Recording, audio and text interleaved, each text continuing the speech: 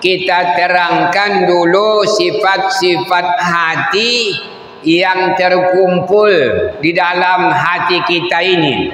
Di sini disebutkannya ada katanya 4 macam di dalam diri kita ini terkumpul sifat-sifat. Di antaranya adalah ausofu sifatis sabangiyah, ada sifat binatang buas. Di dalam diri kita ini ada sifat binatang buas.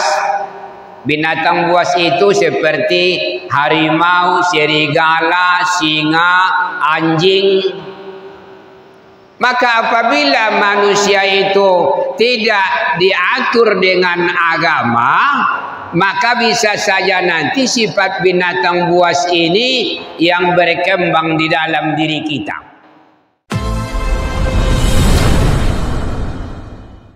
Di dalam hadis Rasulullah sallallahu alaihi wasallam, inna fil jasadi mudghah iza salahat salahal jasadu kulluh wa iza fasadat fasadal jasadu kulluh ala wahiyal qalbu. Di dalam tubuh manusia itu ada segumpal darah. Apabila bagus yang segumpal itu, maka baguslah tubuhnya semuanya. Ucapannya bagus, penglihatannya bagus, pendengarannya bagus, tindakannya bagus, semuanya menjadi baik. Wa iza fasadat fasadal jasadu kulluh. Apabila rusak yang segumpal itu, maka rusak semuanya. Rusak pandangannya, rusak telinganya, rusak perbuatannya, rusak ucapannya. Apa yang segumpal itu? Allah wahiyal qalbu. Ingatlah, sampai dibuat di situ kata-kata Allah. Kalau di dalam bahasa Arab, Allah itu adalah litambih, mengingatkan. Ingat, itu adalah hati. Jadi hati merupakan sentral di dalam kehidupan kita manusia ini. Di dalam surat Asy-Syamsi dikatakan Allah, fa'alhamaha fujuraha wa taqwaha. Lalu diilhamkan Allah ke dalam diri ini sifat ingin berbuat fujur. Sifat ingin berbuat fujur itu sifat ingin berbuat salah.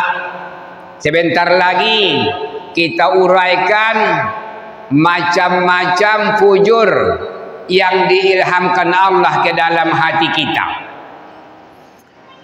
Kemudian wataqwaha, dan sifat ingin takwa juga diilhamkan Allah ke dalam hati kita ini. Jadi ada 2 bibit yang diilhamkan Allah ke dalam hati kita, maka disinilah letak perjuangan kita, bibit mana yang ingin kita kembangkan. Bapak-bapak, ibu-ibu, di dalam mengembangkan bibit ini, itulah perlunya ilmu. Kalau ibarat kita bertani, ini ada 2 tunas.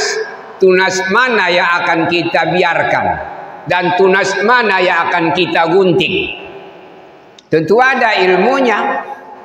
Orang yang punya ilmu pengetahuan maka dia tahu ini digunting, ini tidak bagus, ini dibiarkan karena ini nanti akan menghasilkan buah yang baik. Bapak-bapak, ibu-ibu, maka dalam diri kita ini juga demikian. Hati kita ini diberikan 2 bibit. Bibit fujur dan bibit takwa. Ada merupakan potensi. Potensi suka berbuat fujur dan potensi suka berbuat takwa. Tentu tergantung kepada orang yang memelihara hatinya.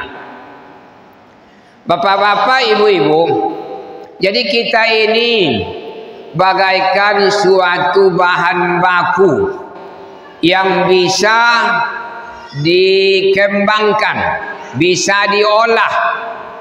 Kalau ibarat beras, bisa diolah menjadi nasi, bisa diolah menjadi tepung, dan sudah jadi tepung bisa diolah bermacam-macam kue.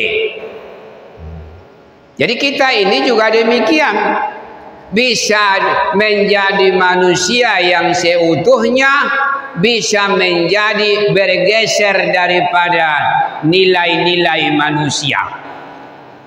Bapak-bapak, ibu-ibu, untuk lebih rincinya kita terangkan dulu sifat-sifat hati yang terkumpul di dalam hati kita ini.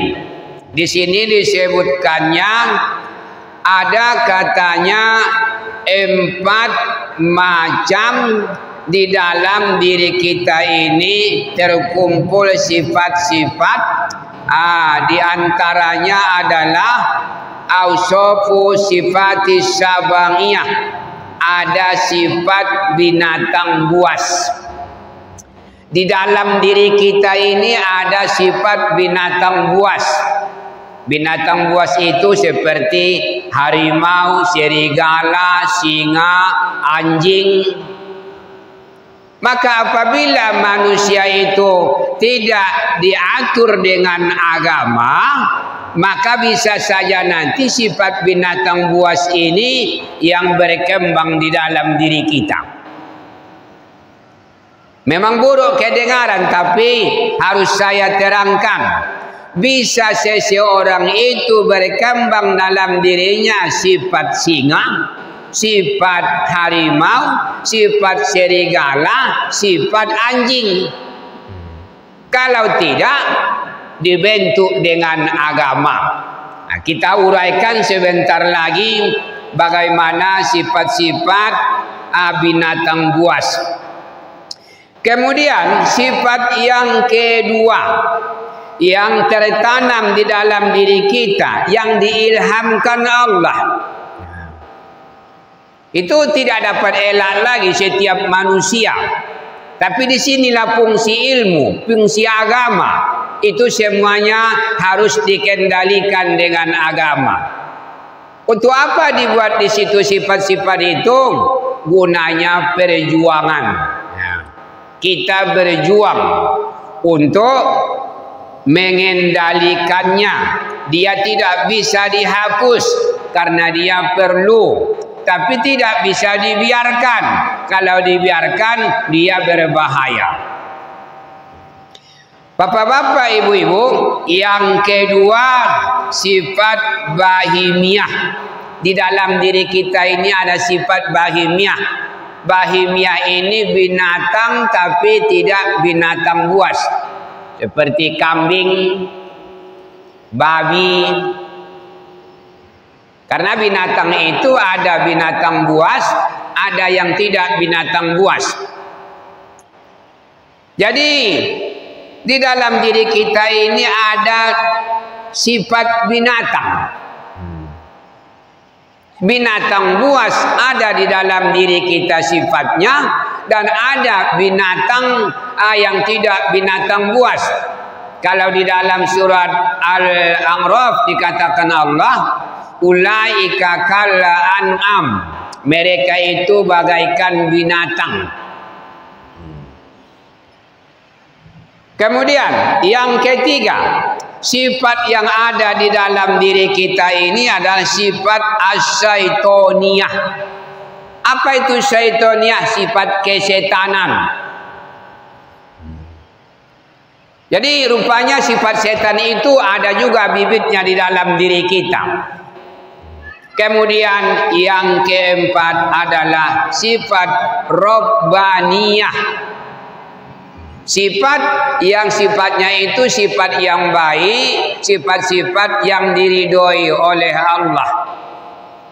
Maka keempat sifat ini akan kita pelajari, dan akan kita pelajari pula sebaliknya, apa kira-kira ilmu yang bisa mengendalikan kita daripada sifat-sifat yang empat ini.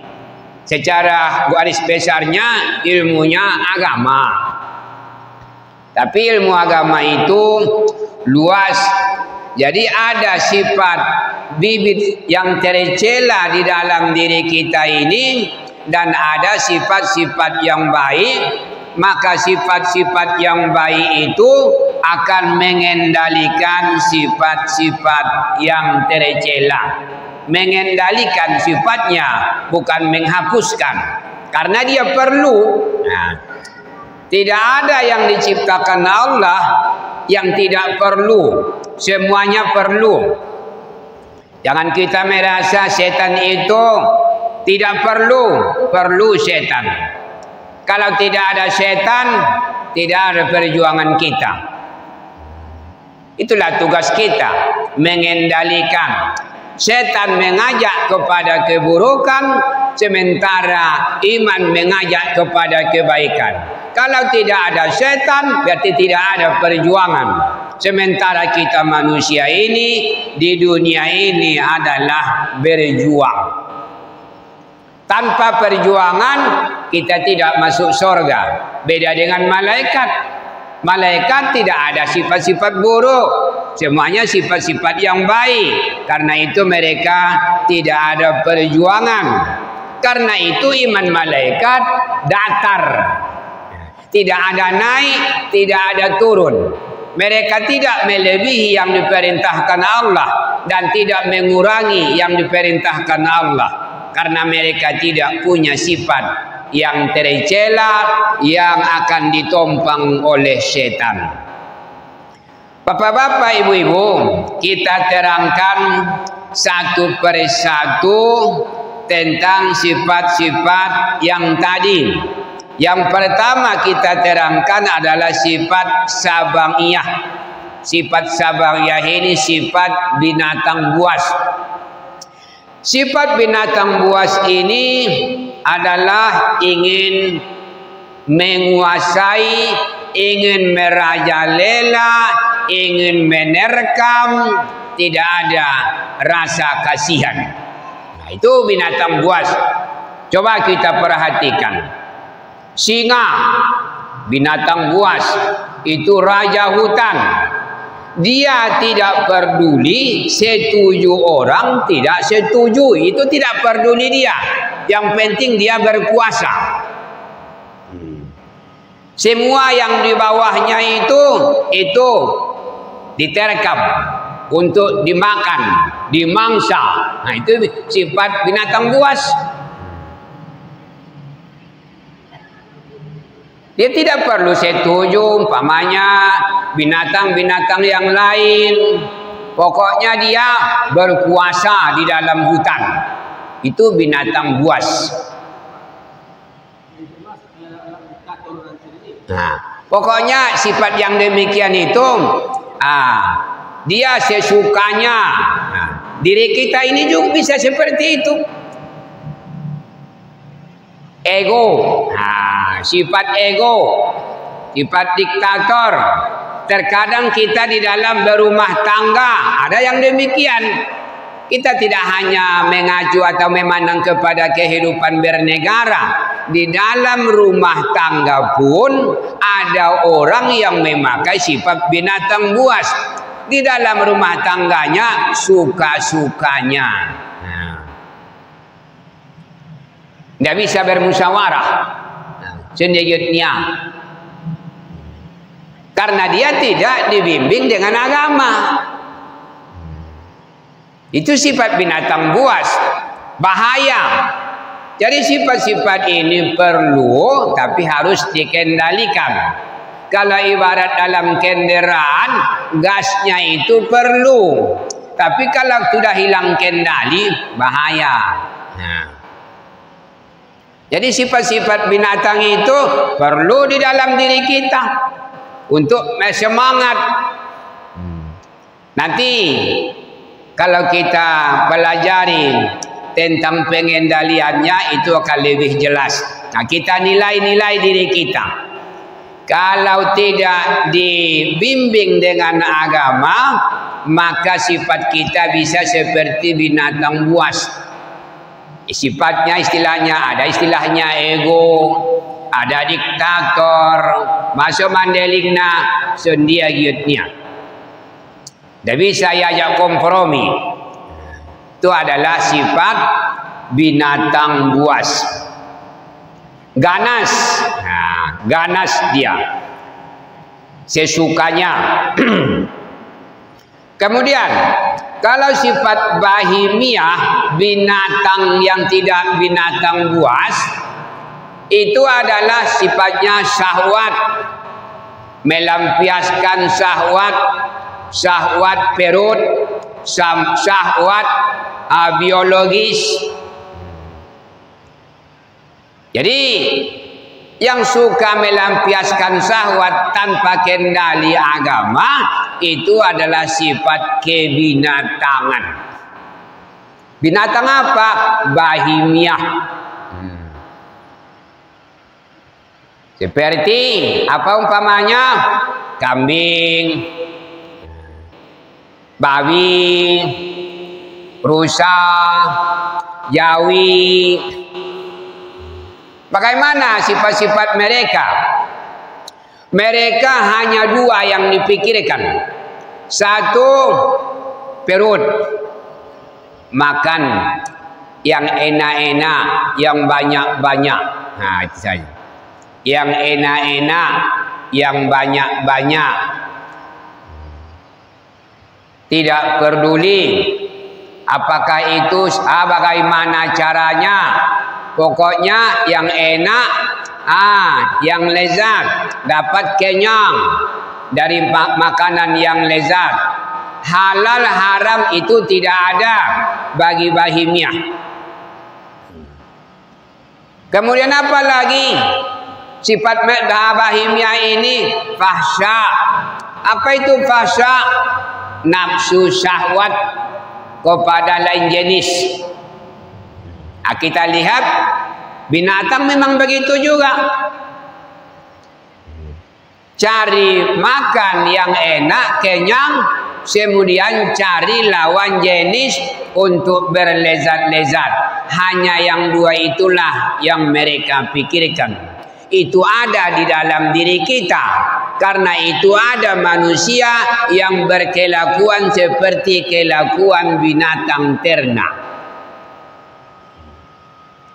Kenapa? Karena tidak dibimbing dengan agama. Bapak-bapak, ibu-ibu, ada hadisnya itu. Ada. Kata Rasul, sayati zamanun ala ummati, akan datang masanya kepada umatku, wujuhuhum wujuhu Adam, bentuk mereka, wajah mereka seperti manusia, wa ahwaluhum ahwalul bahaim, kelakuan mereka kelakuan binatang, wa qulubuhum qulubus syayatin, dan hati mereka adalah hati setan. Akan datang, kata Rasul. Sudah 14 abad dikatakan Rasul. Apakah sudah datang atau belum, itu bukan urusan kita. Itu penelitian. Kita penting tahu, kaji, dan berusaha tidak masuk di dalam keadaan yang demikian. Jadi pelajaran kita ini sama dengan hadis tersebut. Ada manusia yang kelakuannya kelakuan bahimiah ini tadi. Binatang ternak hanya memikirkan dua, nafsu perut, nafsu kepada lain jenis, nafsu biologis. Itulah yang dipikirkan siang malam. Kalau tidak dibimbing dengan agama. Kemudian yang ketiga, syaitoniah. Masuk dalam hadis tadi. Qulubuhum qulubus syayatin. Hati mereka hati setan. Akal mereka itu akal setan. Bagaimana setan? Mengajak kepada keburukan-keburukan. Maka apabila agama tidak dipelajari, sifat yang dua tadi, sifat binatang buas dan sifat binatang yang bukan binatang buas, itu nanti akan dikembangkan oleh syaitonia, oleh setan. Maka berkumpullah pada diri seseorang sifat binatang buas, sifat binatang ternak dikendalikan oleh setan, maka dia akan menjadi manusia bentuknya, tapi perangainya perangai binatang buas ia juga, binatang ternak ia juga, setan ia juga. Sangat-sangat jelek kalau tidak dibimbing dengan agama. Hal ini berhubungan dengan firman Allah dalam surat At-Tin, laqad khalaqnal insana fi ahsani taqwim summa radadnahu asfala safilin. Demi sesungguhnya telah kami ciptakan manusia itu sebagus-bagus bentuk. Kemudian kami kembalikan derajat mereka kepada derajat yang paling rendah. Illal ladzina amanu wa amilus sholihat. Kecuali orang-orang yang beriman dan beramal solih. Kalau mengatakan iman bapak-bapak ibu-ibu itu harus dengan ilmu. Tidak mungkin seseorang dikatakan beriman kalau tidak berilmu. Beriman itu syaratnya ilmu. Jadi antara alak mariman nasomar ilmu. Kalau dia mengatakan saya beriman tapi dia tidak berilmu, itu namanya ilmu ikut-ikutan. Mudah diserang oleh setan. Bagaimana gambarannya supaya orang yang beriman itu harus berilmu? Kita pelajari dulu kata-kata iman. Iman artinya percaya. Kalau sudah sangat tinggi kepercayaannya, maka itu naik levelnya menjadi yakin. Yakin. Jadi iman paling tinggi yakin. Apakah mungkin seseorang yakin atau percaya kalau dia tidak mengetahui sesuatu? Tentu itu tidak mungkin. Kalau saya umpamanya menyampaikan, apa kata saya? Saya punya cerita. Bapak-bapak, ibu-ibu yakin? Kami ketahui dulu ceritanya Ustadz, kami dengar dulu, baru kami bisa mengatakan yakin atau tidak. Berarti ketahui dulu, baru bisa percaya atau tidak. Mengetahuinya itu disebut dengan ilmu. Jadi orang yang tidak berilmu tidak bisa dipakaikan kepadanya istilah iman. Orang yang seperti itu hanya ikut-ikutan. Ibarat katanya lang mandeling, songon pucu oru, mangiutiut, tuji angin, adop tusia. Indah iman gorarnai, tusia anak tuya angin, adop tusia. Bapak-bapak, ibu-ibu, jamaah wirid yang saya hormati. Jadi iman amal solih yang akan mempertahankan kita menjadi manusia seutuhnya. Kalau tidak beriman, tidak beramal solih, maka akan bergeserlah nilai kita kepada nilai binatang buas, bisa kepada binatang ternak, bisa kepada setan, bahkan bisa ketiga-tiga ini ada di dalam diri manusia yang bentuknya bentuk manusia tapi sudah berubah menjadi sifat-sifat binatang dan setan. Bapak-bapak, ibu-ibu, lalu dia beribadah, tapi beribadah juga dia ustaz, itu ternak yang beribadah. Bagaimana mungkin diterima ibadahnya ternak yang beribadah?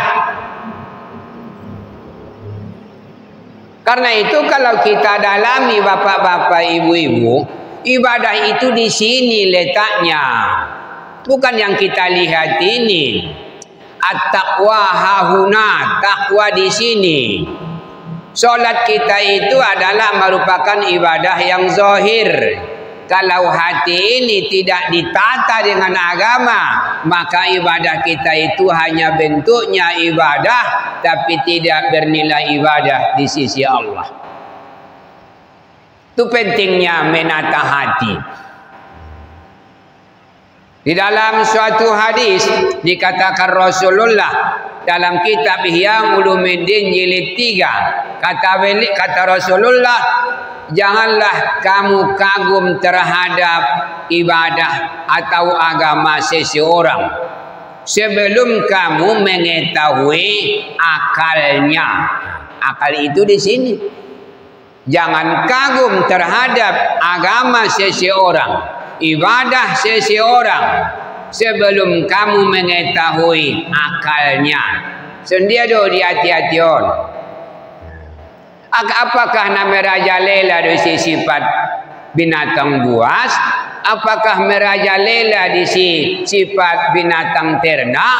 Apakah merajalela di sifat setan? Karena setan juga beribadah.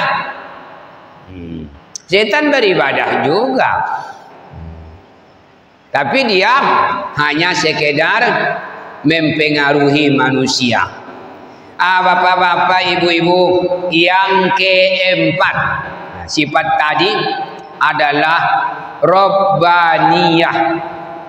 Sifat Rabbaniyah ini sifat yang baik, sifat ketuhanan yang diturunkan Tuhan kepada kita, itulah akal. Akal itu menjadi hakim di dalam diri kita, dan inilah yang menerima agama. Kalau kita mau belajar, maka nanti akal ini bagaikan hakim, katanya di sini. Dia merupakan hakim yang mengendalikan sifat binatang buas, yang mengendalikan sifat binatang ternak, yang mengendalikan sifat setan. Maka hati ini perlu dibekali dengan agama supaya dia bisa jadi hakim, bisa jadi pengendali. Kalau tidak dibekali dengan agama, maka yang tiga ini akan berkuasa di dalam diri kita. Coba kita layangkan pandangan kita, bapak-bapak, ibu-ibu, kepada diri kita, kepada orang yang di sekeliling kita. Adakah orang sifatnya yang seperti binatang buas, ego, diktator, sondiagiotnia, pala adong, on me? Adakah manusia yang seperti binatang ternak? Indah ganasia do, indah jahat ya tualak do, indah ego. Cuma benia sia, nabotonia, mangan tabo-tabo, oni manjalaki lain jenisnya. Jadu anak. Nah, tontu sia bebe anaknya. Alah.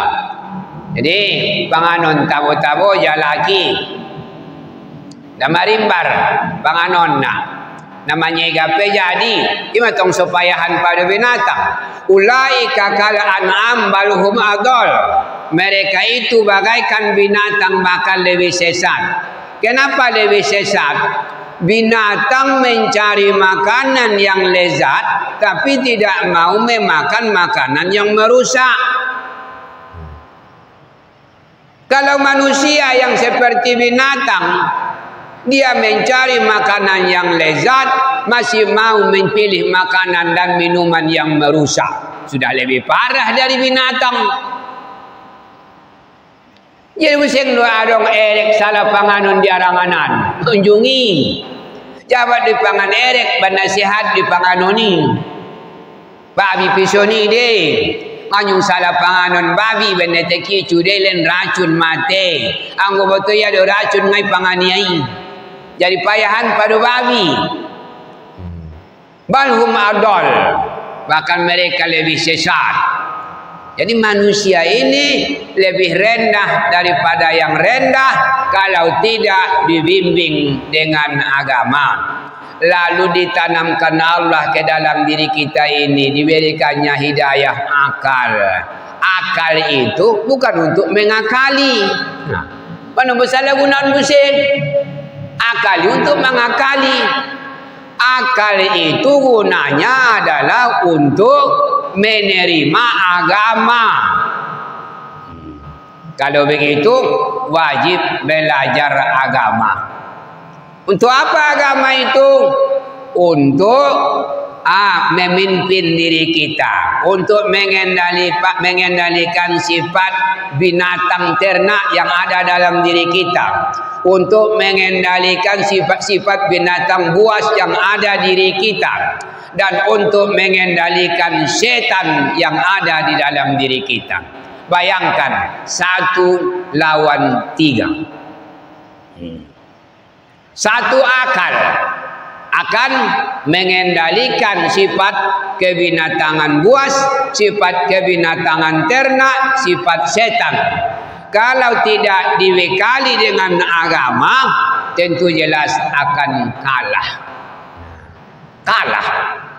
Buktinya banyak yang kalah. Terbukti. Bapak-bapak, ibu-ibu, hadirin hadirat sekalian yang saya hormati, maka kesemuanya itu tentu perlu pengendalian. Apa katanya di sini? Wal hakimul ladzi huwa misalul aqli ma'murun bi ayyadafa kaidah syaiton. Maka akal yang bagaikan hakim di dalam diri kita diperintahkan untuk menolak tipu daya setan. Jadi akal kita ini dibekali dengan ilmu, maka kalau setan ingin menipu, hak hakim itu, akal itu mengatakan itu tidak boleh. Kalau setan itu mengajak binatang buas yang dalam diri kita ingin bersifat ego, kata hakim itu tidak boleh. Itu adalah sifat binatang buas. Tidak boleh demikian. Kamu manusia. Bisa kendalion. Kalau umpamanya sifat bahimiah itu ditolong oleh setan, ini yang enak, ini yang lezat. Kalau kamu mabuk nanti, baru ini mereknya. Kata akal yang punya ilmu, itu tidak boleh, itu dilarang, itu merusak. Bapak-bapak, ibu-ibu, hadirin hadirat sekalian yang saya hormati. Selanjutnya, apabila akal itu lemah, katanya di sini wa in ajaza an qariha, apabila akal itu lemah, yang membuat akal itu lemah karena tidak berilmu agama, tidak dibekali dengan agama, maka dia lemah. Walaupun kelihatannya dia kekar badannya, tapi hatinya lemah. Apa tandanya lemah? Tidak mampu dia mengendalikan dirinya. Itu lemah namanya. Maka katanya qaharuhu wastakhdamuhu, apabila hati itu lemah, tidak dibekali dengan ilmu pengetahuan, maka sifat yang tiga ini, sifat binatang buas, sifat binatang ternak, dan sifat setan akan khidmatkan dia. Artinya akan memperbudak dirinya sendiri. Jadi diri manusia itu akan dijadikan budak oleh sifat binatang, sifat setan, sifat binatang buas karena tidak mempunyai ilmu agama. Maka akhirnya dia itu terjadilah penipuan-penipuan. Setan itu membuat khidak. Apa itu khidak? Tipu daya. Sifat binatang itu akan diajari oleh setan, menipu, bohong. Apalagi istilahnya, banyak istilahnya itu. Menipu, bohong, harpe mercekel, korupsi. Nah, dia jari setani. Ayah jari setani, sifat binatang naik. Dia jari setani useng sifat binatang buas naik. So ganas, sonon carona, sonon siasatna. Ya jari ya. Anso mantap binatang buas naik. Terjadi dua-duanya dalam dirinya. Sifat rakus, sifat tamak, dan sifat ganas. Jauh daripada agama. Bapak-bapak, ibu-ibu, jamaah sekalian yang saya hormati, maka katanya di sini lias ba'al khinziro wa yurdil kalba. Maka setan itu membuat tipu daya untuk mengembangkan sifat-sifat binatang ternak dan untuk mengembangkan sifat-sifat binatang buas seperti anjing. Maka berkelamaanlah ia di dalam berbakti kepada sifat anjing, sifat babi, dan sifat binatang buas dikendalikan oleh setan. Wahaza halu aksarin nasi mahmakana aksaro himmatuhumul butun wal farju wa munafasatul aqdai wal mujubin. Inilah keadaan kebanyakan manusia apabila kebanyakan cita-cita mereka hanya perut dan parat dan berlomba-lomba di dalam urusan dunia. Sangat-sangat buruk bapak-bapak, ibu-ibu. Tapi malangnya itulah terkadang ilmu ini tidak dipelajari. Dipelajari pun disampaikan, tidak didengarnya. Nah, itu pula yang sulit. Itu konvei nabi gaya. Angsoni kewajiban di bapak-bapak menyampion na buseng di lopuanon. Alah. Baru kasih kewajiban ku mempelajarina. Belajar au. Kewajiban ku menyampionna. Nari usampion. Kewajiban di bapak-bapak buseng menyampion.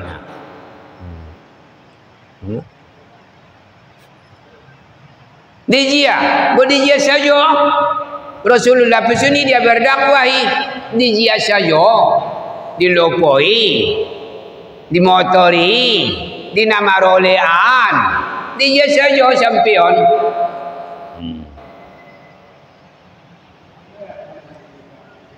Goyak kan lain. Halo, sebetulnya dabo nama nyampion kebenaran non termasuk nama ngurus diri ni badi baik. Aso kewajiban ni bantong. Nama ngurus diriku mawon solopeh me kewajibanku dan nama ngurus diri muawi. Anggo doi tari moho padengai tari moho nangkon nama ngurus diriku dawon imu sampion ni bang. Sama dentong pamana mendidik anak ni bang. Nama didik anak dibayar deh. Kewajiban niba solang jadi beban cokoton di akhirat. Palain dah urus anak kin dah bimbing keluarga ki, ona au di akhirat. Jadi mengurus diriku termasuk mengurus keluarga. Ku ampusakum wa ahlikum naro, pelihara dirimu dan keluargamu. Jadi nama nyampion niat ni bama nyampion kewajiban lo, ini memperbaiki alat lo. Sekali naik ulakon niat na berdakwahi ibo. Mengajak orang kepada kebaikan itu adalah ibadah bagi kita. Bukan niat memperbaiki dia. Yang memperbaiki dia adalah Allah. Kalau diberi Allah hidayah, diterimanya. Kalau tidak diberi Allah hidayah, tidak akan diterimanya. Tapi diterima atau tidak diterimanya, saya sudah dapat pahala. Meruntung saya tu, ulang pitari malak, meruntung di baik. Ibu-ibu, lah kewajiban ibu-ibu di pajuk induk-induk sampion kajin tahun. Nah, di sekolah ibu guru sampion tu guru-guru ini pergi kasih 4 rumah ngaji sibuk kalai mambain program tahunan. Alah, program semester dah sempat. Jadi on duta-duta mon, duta untuk menyampionna. Dah joleh jauh ni dokon minyak pala orang joleh roho ni iba. Allah sejoleh. Bapak-bapak, ibu-ibu, panjang lagi pembahasannya ini. Insyaallah kita lanjutkan mengenai sifat-sifat hati ini karena waktu yang membatasi. Karena kalau saya lihat tadi waktu Isya jam 7.35 menit. Jadi kita cukupkan sampai di sini. Mudah-mudahan ditolong Allah kita. Kita tetap mengharap tolongan Allah. La quwata illa billah. Tidak ada kekuatan kita untuk mendapatkan kebaikan, melakukan kebaikan, memahami kebaikan tanpa pertolongan Allah. Kita tutup pelajaran kita ini dengan doa kafaratul majalis. Subhanakallahumma wa bihamdika asyhadu an la ilaha illa anta astaghfiruka wa atubu ilaik walhamdulillahi rabbil alamin. Assalamualaikum warahmatullahi wabarakatuh.